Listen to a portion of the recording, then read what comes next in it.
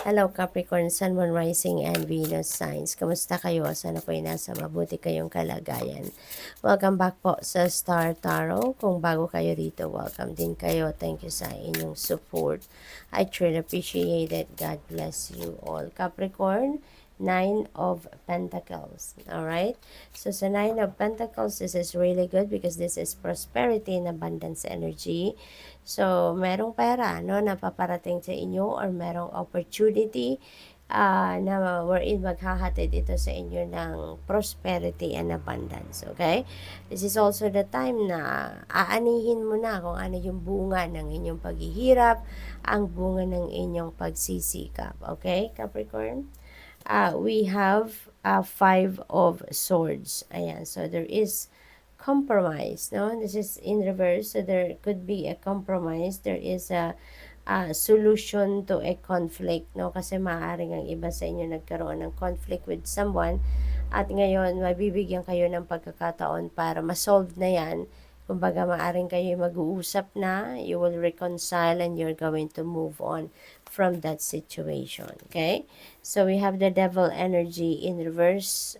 This is your energy, Capricorn, you know? So, this is also good kasi parang papalayain mo na ang inyong sarili from addiction, from obsession, from anything na parang hindi na maganda, hindi na healthy para sa'yo, okay? What else? So, we have Ace of Wands. This is a new beginning energy, Capricorn. Bagong simula ito, no? This could be an opportunity, no? This could be an opportunity na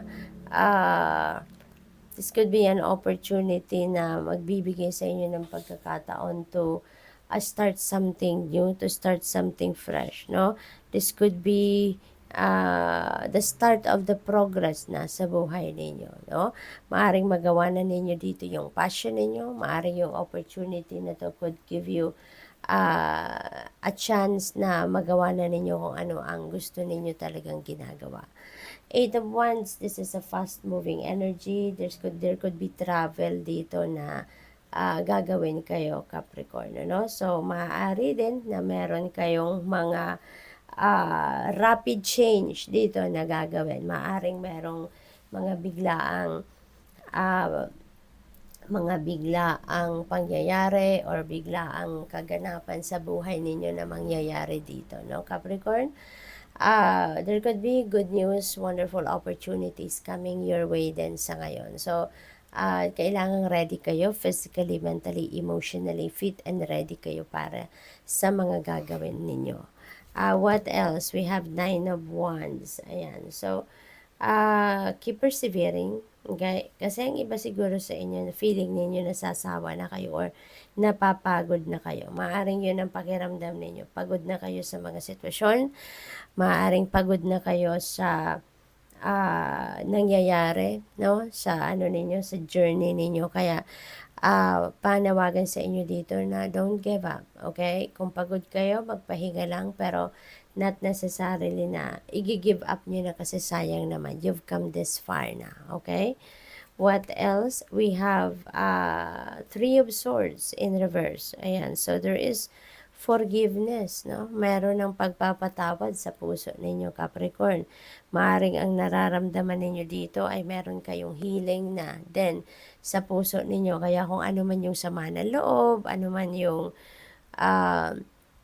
naramdaman ninyong hirap sa kalooban, ngayon, baka yan ay ma-release nyo na at mas mapipiliin ninyo na magpatawad na. Okay?